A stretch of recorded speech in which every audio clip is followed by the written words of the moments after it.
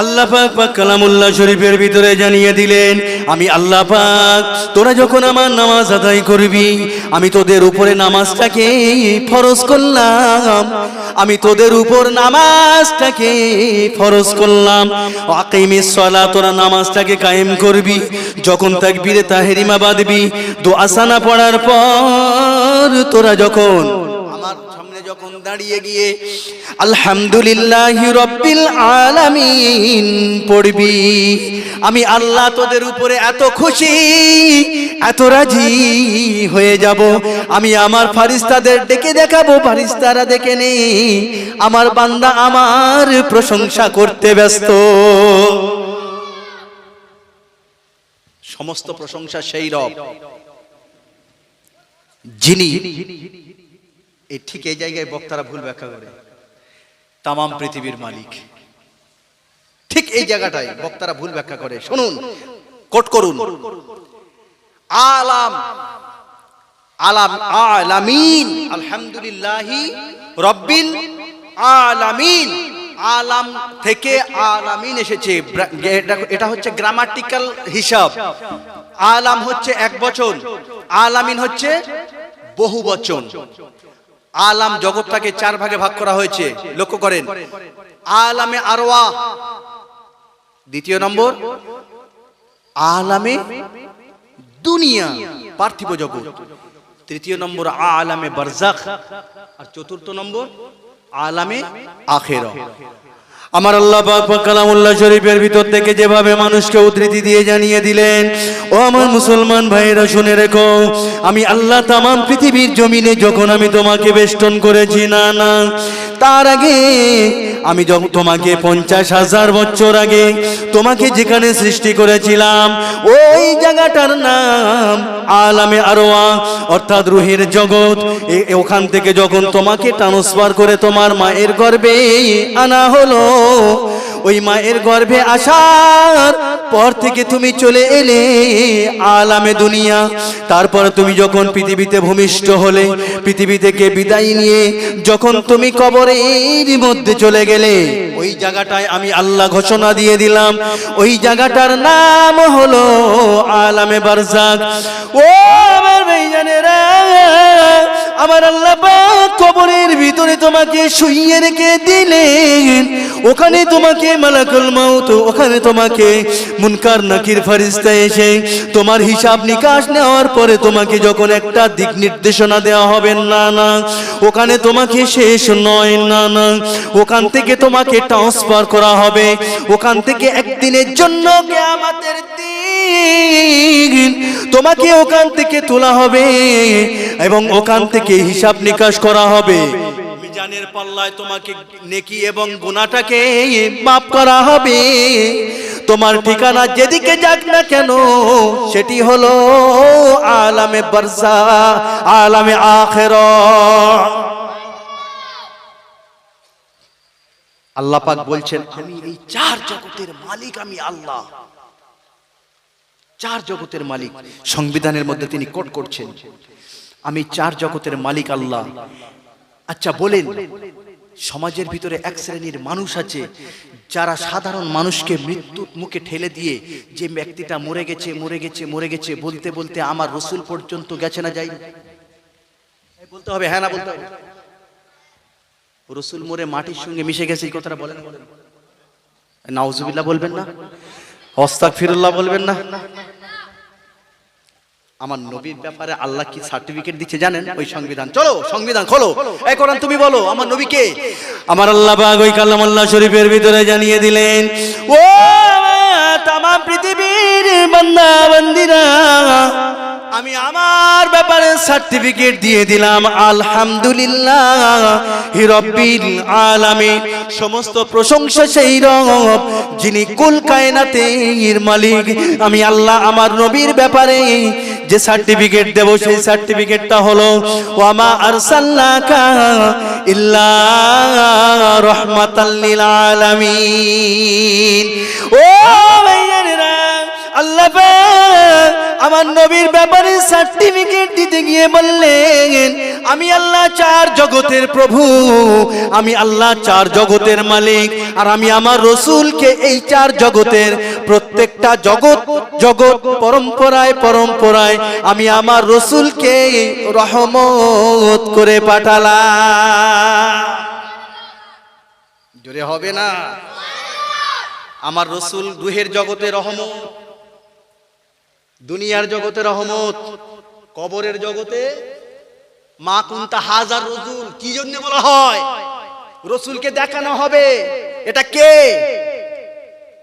আমার রসুল কবরের জগতে রহমত, আমার রসুল কিয়ামতের দিন রব্বি হাবলি ইয়া উম্মতি উম্মতি করে ছুটবেন, ওখানেও আমার রসুল রহমত। দুনিয়ার জগতে রহমত কেমন জানেন?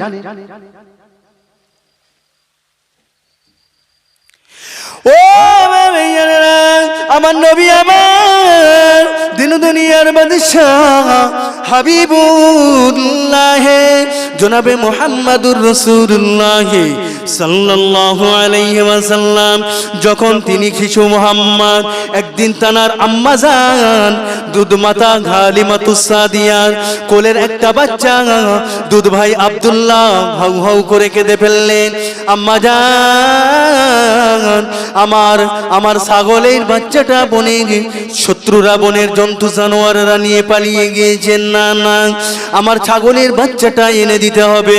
সঙ্গে সঙ্গে আম্মা জান হালিমাতুস সাদিয়া বললেন, ও বাবা বেটা আব্দুল্লাহ, তোমার ছাগলের বাচ্চাটা বনের জন্তু জানোয়াররা নিয়ে গিয়েছে, আর ওকে ফেরানো যাবে না, না না ওকে আর ফিরিয়ে আনা যাবে না। এমন সময় আমার আপনার নবী গিয়ে বললেন, আম্মা জান আপনি যদি অনুমতি দেন, আপনি যদি পারমিশন দেন, তাহলে আমি আমার দুধ ভাই আব্দুল্লাহর ছাগলের বাচ্চাটা বনে থেকে এনে দেব। জোরে হবে না? আমার রাসূল রহমত দেখেন কত বড় রহমত। গুটি গুটি গুটি গুটি পায়ে রাসূল যখন বনের ধারেতে গিয়ে শুধু একটু হাঁক দিয়েছে, এ বনের জন্তু জানোয়ারেরা তোরা কে? আমার দুধ ভাই আব্দুল্লাহর ছাগলের বাচ্চাটাকে নিয়ে চলে গিয়েছিস। এই মুহূর্তে আমি তোদের রাসূলুল্লাহ বলছি, আমার কাছে আমার দুধ ভাই আব্দুল্লাহর ছাগলের বাচ্চাটা ফিরিয়ে দিয়ে যা। জোরে হবে না? আরে জোরে হবে না? ও শুনে রেখো, আমার রাসূলুল্লাহ যেই না বললেন বনের জন্তু জানোয়ারেরা সঙ্গে সঙ্গে বাঘেরা বাঘের কাতারে, হাতিরা হাতির কাতারে, শিয়ালেরা শিয়ালের কাতারে, হরিণেরা হরিণের কাতারে, খরগোশেরা খরগোশের কাতারে, এইভাবে দেখতে পাওয়া যায় বনের যত জন্তু জানোয়ারেরা ছিল কাতারে কাতার দিয়ে আমার রাসূলুল্লাহর দুধ ভাই আব্দুল্লাহর ছাগলের বাচ্চাটা সিংহ বুকের মধ্যে জড়িয়ে ধরে হাজির হয়ে গিয়েছে। জোরে হবে না? কি অবস্থা দেখেন। আমার রাসূলকে এসে সালাম দিলেন, আসসালামু আলাইকা ইয়া রাসূলুল্লাহ, ইয়া রাসূলুল্লাহ আপনি ভালো আছেন? আমার নবী বললেন, বাবা তোরা আমার দুধ ভাই ছাগলের বাচ্চাটা আনলি কেন রে? সঙ্গে সঙ্গে আল্লাহর হুকুমে বনের জন্তু জানোয়ারদের জবান খুলে যায়, বনের জন্তু জানোয়ারদের জবান আল্লাহ খুলে দেয়।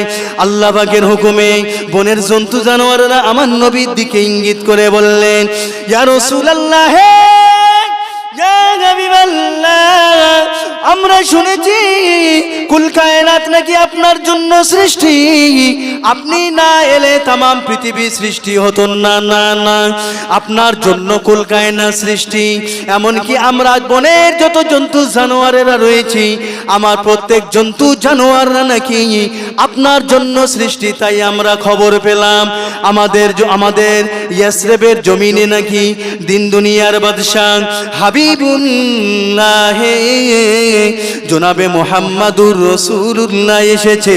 তাই তো আমাদের বনের জন্তু জানোয়ারদের ভিতরে মিটিং করলাম যে আমাদের হিংসা বিদ্বেষ ভুলে গিয়ে যদি আমরা ওই আব্দুল্লাহর ছাগলের বাচ্চাটা নিয়ে আসতে পারি, তাহলে এই ছাগলের বাচ্চার টানে আপনি দিনের নবী, মায়ার নবী হাবিবুল্লাহ এসে হাজির হয়ে যাবে। সেই সুবাদে আমরা বনের জানোয়ারেরা আপনাকে দু নয়নে দেখে কলিজাখানা ধন্য করে নেব। জোরে হয় না? এটাই আমার নবী, এটাই আমার নবী।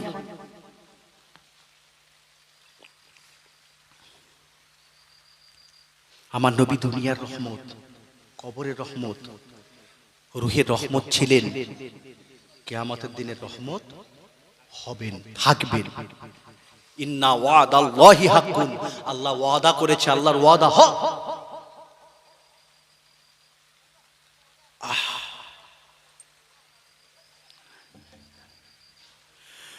ও ভাইয়েরা,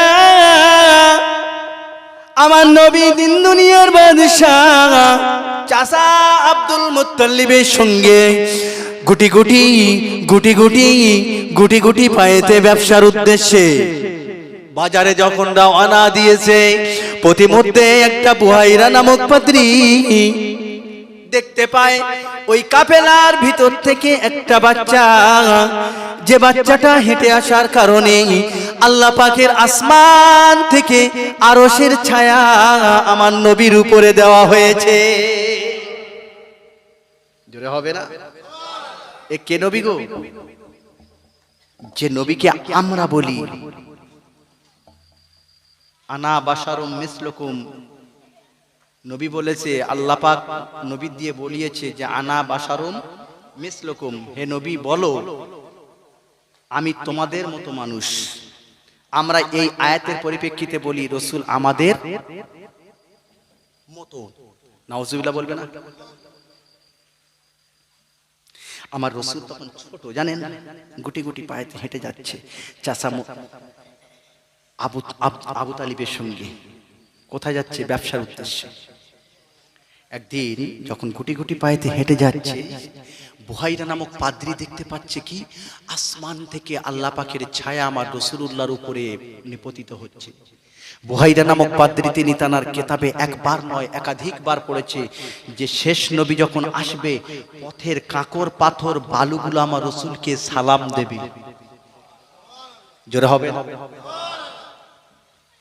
শুধু তাই নয়, আমার রাসূল যখন পথ দিয়ে হেঁটে যাবে, গাছ গাছালিগুলো আমার রাসূলুল্লাহকে শাস্তা করবে। ও ভাইয়েরা, একদা একজন সাহাবা হুজুর আমার রাসূলুল্লাহ দরবারে উপস্থিত হয়ে গেলেন। আমার নবী তখন মসজিদে নববীতে বসা। এমন সময় আমার নবীকে সালাম জানালেন, আসসালাতু ওয়াসসালামু আলাইকা ইয়া রাসূলুল্লাহ ইয়া হাবিবাল্লাহ। হুজুর আমার উটটা বড় পাগলামি করছে, ইয়া রাসূলুল্লাহ আপনি যদি আমার উটের কাছে একটু যেতেন। এমন সময় আমার নবী গুটি গুটি গুটি গুটি পায়েতে ওই উটের দিকে যায়। এমন সময় সাহাবা হুজুররা বললেন, ইয়া রাসূলুল্লাহ ইয়া হাবিবাল্লাহ, উটের কাছে আপনি যাবেন না, কেননা উট বড় পাগলামি করে, আপনি গেলে হয়তো আপনাকে ক্ষতি করে দিতে পারেন, না না আপনি উটের কাছে যাবেন না। এমন সময় আমার আপনার নবী বললেন, ও আমার সাহাবারা, আমি তোমাদের মতো নয়, না না আমি রাসূলুল্লাহ, আমি ঠিক তোমাদের মতো নয়। কারণ আমাকে তোমরা যে চোখে দেখো আমি তার উল্টো রূপ রয়েছি।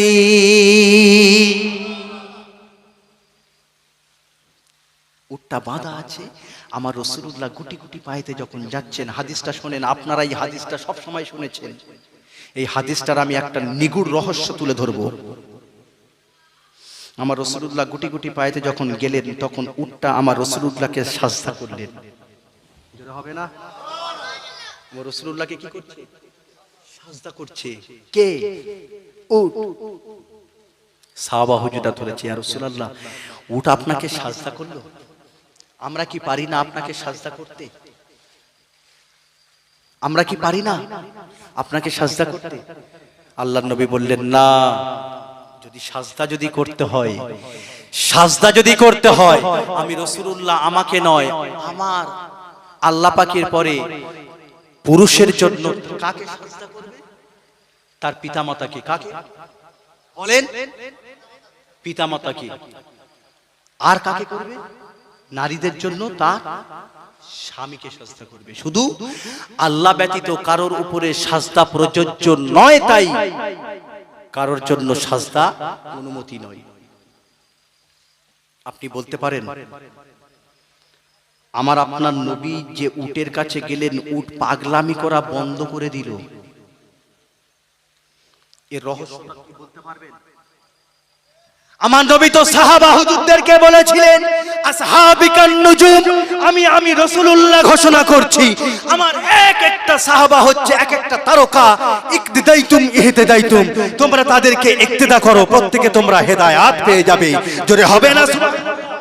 তাহলে পরবর্তী সময়ে তাবেঈরা বললেন, আমরা সাহাবা হুজুরদের একটা পায়ের ধুলার যোগ্য নয়। তবে তাবেঈনরা বললেন, আমরা তাবেঈদের ঘোড়ার যে ঘোড়ায় চলে যায়, ঘোড়ার নিচে যে ধুলাবালু, ওই ধুলাবালুর যোগ্য নয়। তাহলে বলুন যে আমার রাসূলুল্লাহ উটের কাছে গেলেন, উট মাথাটাকে নিচু করে সাজদা করলেন, তাহলে আমার রাসূলুল্লাহটা কি আনা বাশারুম মিসলুকুম? তুমি কোন জ্ঞানে আমার রাসূলকে আক্রমণ করো? তুমি কোন জ্ঞানে, কোথা থেকে পেয়েছো? না, তোমার ভুল হচ্ছে। তাম পৃথিবীর বিশ্ব বরেণ্য ফাতাওয়ায়ে কিতাব, প্রয়োজনে মৌলবীদের যারা মুফতি সাহেব, ফাকিহ সাহেব, ওনাদের কাছ থেকে জেনে নেবেন। ইন্না ইস্তিগফাফাল আম্বিয়াই কুফরুন, কেউ যদি আমার নবীগণ বলা হয়েছে, আমার রাসূলকে খাস নয়, রাসূল হলেন সর্বশেষ এবং সর্বোত্তম আমার নবী, তাহলে সমস্ত নবীগণকে উদ্দেশ্য করে বলা হয়েছে।